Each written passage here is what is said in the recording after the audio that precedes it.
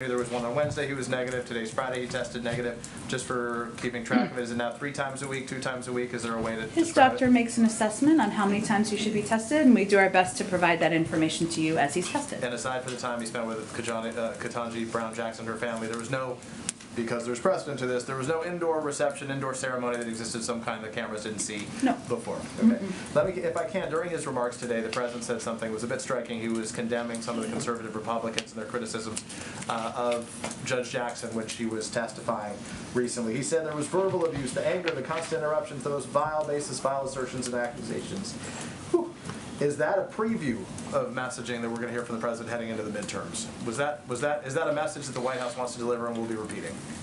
I don't believe that the conduct of senators at a hearing is going to be central to the president's remarks when he's out traveling the country. But I think what he was speaking to on a historic day is that, well, Judge Jackson was the picture, now Justice Jackson, was the picture of dignity in her hearings. Some others in the room decided to be the opposite. And he is somebody who has more experience overseeing Supreme Court hearings than anyone living. He has overseen them during Republican and Democratic presidents and expects a certain level of conduct, professionalism, and decorum. And that is not what we saw for today, as opposed to like a central theme that we'll see in terms of contrast.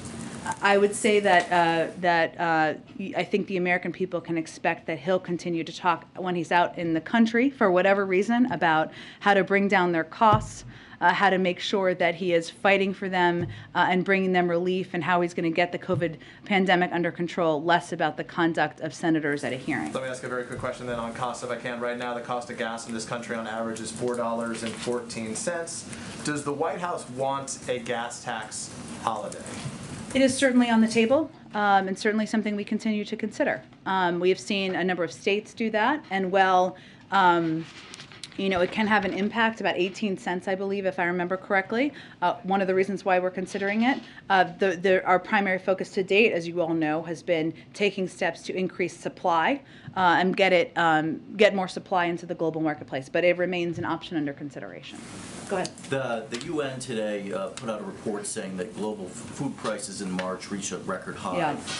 What is the U.S. doing, if anything, to mitigate possible additional increases here? Here in the United States? Well, it is something that we are certainly watching very closely while we continue to believe that the impact will largely be in the Middle East and in Africa, I believe, in a lot of other parts of the world, less in the United States. We are continuing to work, our Department of Agriculture is continuing to work with farmers and suppliers about any needs we have here. And the President is continuing to work to bring down costs in a range of areas for the American people as we prepare for the impacts of this war. It was pretty widely reported yesterday, prior to her COVID diagnosis, that Speaker Pelosi was planning a trip to Taiwan. Beijing reacted very negatively to that. Is the U.S., is the Biden administration comfortable if she were to do that, such a high-ranking U.S. official? I think we understood her trip. I don't have any further comment on it. Go ahead. Thanks, Jen. 2 questions for you. The first, today my colleagues in the UK reported that Chancellor of the Exchequer, Rishi Sunak, had a U.S. green card which he surrendered this past October. He's been an MP since 2015, and USCIS manual says that serving in a foreign government or standing for election in a foreign government is not compatible with lawful permanent resident status. Why was this not flagged earlier? I would point you to the State Department or the Department of Homeland Security. I don't have any more comment from here. I mean, is it a problem? Does the president see it as a problem that possible for someone to serve at a high level in a foreign government and maintain lawful permanent resident status in the U.S.? I mean, what if this were someone who was serving in the Russian Duma? It wasn't. But I would also, again, point you to the portions of the government that oversee green cards and oversee, the status of documents. I'm happy to bump it for them as well and see if there's more we can provide to you. Second question. There's a death row inmate in Texas, Melissa Lucio. She's set to be executed soon. Many experts believe her confession was coerced and is false. She has bipartisan support for clemency and support from the EU and many other foreign allies. Would the president consider asking Governor Abbott to intervene? Well, you know the president's position and view on the death penalty, and there's an ongoing review at the Department of Justice at a federal level. This is obviously at a state level. I don't have anything to predict Then a beyond that. follow-up, given his commitment to police reform, would he consider asking the DOJ to prohibit police departments that receive federal funds from using the Reid technique for interrogations? It's considered to create a lot of false confessions. Well, again, I know the Department of Justice has taken a number of steps, including on chokeholds and other actions that needed to be reformed in police departments across the country. I don't have anything to preview or predict in terms of additional steps. The president supports their efforts to do more. Many of them have talked about their desire to do more, and obviously we are continuing to consider an executive order on police reform here, given there has been an inability of Congress to move forward. Go ahead. Thanks, Jen. There are some pretty desperate images coming out of Shanghai right now, which is under lockdown for COVID, to people begging for food and medicine. Is the White House monitoring that? Is there anything the U.S. can do to help the humanitarian situation there? And also on the supply chain front, is the administration aware of any further supply chain snags coming as a result of this, and how are you prepared to address them? Sure. Well, first, on the first part of your question, the State Department is closely monitoring the situation. They are providing consistent updates of the situation on the ground, and will certainly assess with USAID and others if there's additional assistance that could be provided.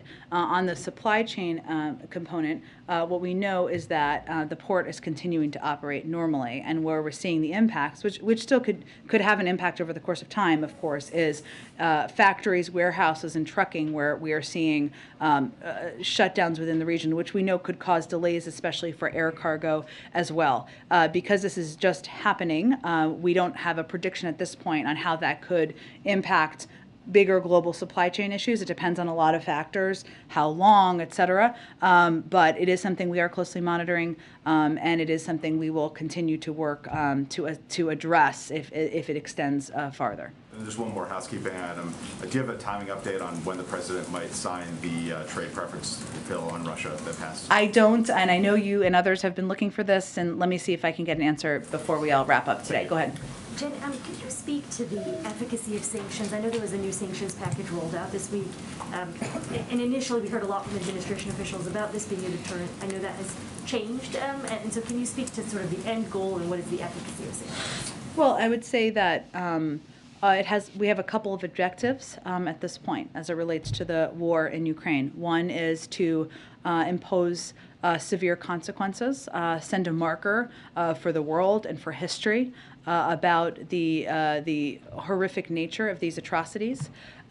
These consequences, and the second part of our objective is to ensure that these consequences are having a significant impact on the economy in Russia. We're seeing an inflationary rate of about 15%, a projection of a contraction of 15% in the Russian economy. 600 private sector companies have left Russia. We know it is having the impact that the world intended. This is the most significant coordinated set of sanctions ever done in history on this large of an economy. The third objective here is to make it much more difficult for President Putin to fund his war. And if you look back, say earlier this week, at the example of the bond payments and how Russia has basically been put in a decision of in a place where they either have to use their limited resources they have that are also being used to fund the war to prevent a default or default.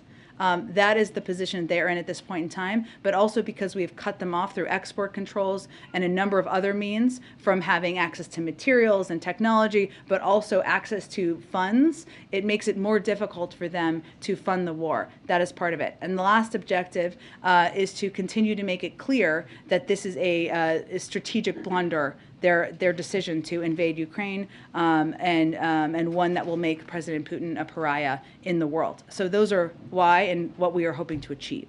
Can I ask one follow-up? Yeah. Is there anything being done in terms of either monitoring or actually just, I guess, monitoring to take a look at the effects of sanctions on ordinary Russians, or anything that the administration is thinking to just deal with that population of people who are being affected? The Russian people, Yes, you mean? correct. Certainly we are looking at how this is impacting the Russian economy writ large. And it is certainly, as inflation is going up and as the economy is contracting, that means prices will go up. And we do know there will be a broad impact. That is the fault of President Putin and the fault of President Putin invading a sovereign country.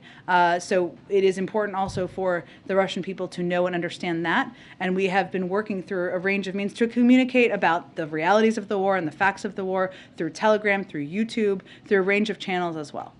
Go ahead. Thanks, Jen.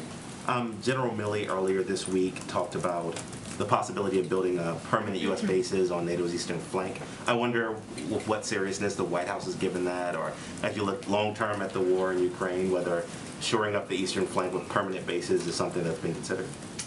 There'll continue to be a range of discussions, but I have nothing beyond what General Milley said. Can I ask one more question? I wanted to go a little deeper on the French elections. Sure. Does the White House worry that the election of Le Pen could, destabilize the NATO alliance or make it difficult, being that she's, come out with pro-Russian statements? Well, I'm just not going to get ahead of an election in a foreign country, and obviously we will watch it closely, and I'm sure we'll have more to speak to once the results are concluded. Go ahead. Thanks, Jen. What can you tell us about the multiple Secret Service agents who have been suspended or removed from the President, Vice President, and First Lady's detail pending this investigation of two men impersonating officers, the law enforcement? Not much from here. I can point you to the Secret Service, and obviously the FBI is overseeing the investigation. Is there a broader concern in the administration that these principals, is there concern that they're not being protected effectively? Can you speak at all to that, or? As I said yesterday, the President remains confident in the leader of the Secret Service, and beyond that, I would point you to the Secret Service and to the FBI. And then I guess just on the invitations you issued to Republicans who voted to confirm Justice Jackson. I know one of them has COVID, but did you hear from the other two, Senator Murkowski and Romney? I know the President went a little further to talk about Senator Romney's father today at his speech. Did the White House hear from the Republicans who were invited today? Why didn't they come? I would point you to their offices to speak to that. I mean, it doesn't change the President's gratitude to them for bucking the trend in their party of not supporting an eminently qualified nominee, and they did that, and it was something he wanted to call out today and express his gratitude. Thank you. Yeah, thank you, Jen. I'm wondering what the White House's reaction is to yesterday's UN vote to suspend Russia from the UN Human Rights Council. The fact that there were 58 nations that abstained from taking a vote, and then on top of the other 24 nations that voted against it. Although there was, more, obviously the majority of countries did vote to suspend Russia. Do you think that this, that many abstentions, that many people sitting on the sidelines of this shows that the entire world really isn't unified around condemning these actions by Russia? Well, a win required 2/3 present in voting, and that is exactly what happened, and far beyond that. And we know that there were abstentions, and only 24 countries, including North Korea, voted with Russia. But the outcome, which is what is most important to us, is what we wanted, which is Russia has been suspended from the UN Human Rights Council. Suspension, just so everybody knows, somebody asked me this question the other day, but is the only method provided for in the UN resolution that established the Human Rights Council back in 2005. It's the most serious action available. It's only been applied once in history. This is only the second time in history that a country has been kicked out of the UN Human Rights Council. The last example was Libya. So that obviously speaks to the significance. And it also speaks to the fact that the 2/3, more than 2/3 of countries who are members believe that they should not have a leadership role on global human rights as they work to subvert and violate global human rights. This also means that once suspended, Russia will not be able to vote against future actions during subsequent Human Rights Council sessions. And so to us, it is significant, only the second time in history, and it speaks to the global outrage in response to these atrocities. But are there any concerns that nearly 60 nations decided not to weigh in on this matter? Again, our focus is on the fact that it was a win. For only the second time in history was a country suspended from the UN Human Rights Council. Another question. Does President Biden still intend to attend the White House Correspondents Association dinner here later this month in a couple weeks? We haven't announced his plans to attend or anything about his schedule, so I don't have any update on that today. All right.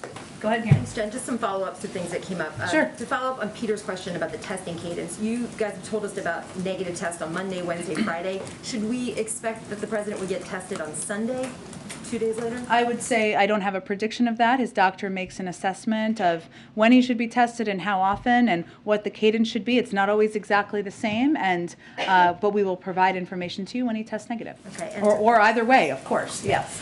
And to follow up on Katie's question, did the president talk to any of the senators, Romney, Murkowski, and Collins, after their vote yesterday on Ketanji Brown? I don't have any update on that from here. Okay. And when he said he hoped he didn't get them in trouble today, when he referenced them, what did he mean by that? I think he meant he recognizes that the vast majority of the other members of their party voted a different way. Go ahead. Thank you.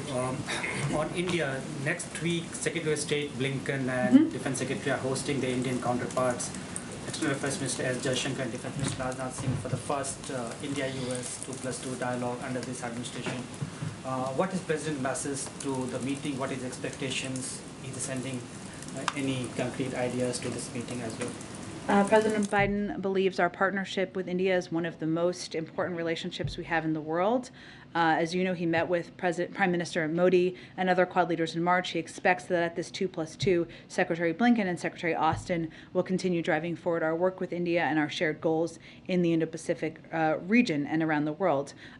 We also believe both sides will continue our close consultations on the consequences of President Putin's brutal war against Ukraine and mitigating the impact by addressing energy and food prices. Obviously, it could cover a range of topics, so we expect that to be a central one. And secondly, given U.S. frustrating experience it is having in the UN Security Council, where one country is coming out and vetoing all the issues related to Ukraine, what is President's thoughts on the reforms in the UN Security Council itself? Well, I know a question has been asked about whether Russia could be kicked out of being a permanent member. We don't anticipate that happening. But obviously the step taken yesterday to suspend Russia from the UN Human Rights Council is an indication of the global response and horror at the atrocities we've seen happen on the ground in Ukraine. But beyond that, I don't have any other predictions of reforms. Should there be individual veto or group veto inside the Security Council? Again, I understand your questions, but I don't have any predictions or calls for that at this point in time. Go ahead, Francesca. Okay, we'll just do a few more. Go ahead.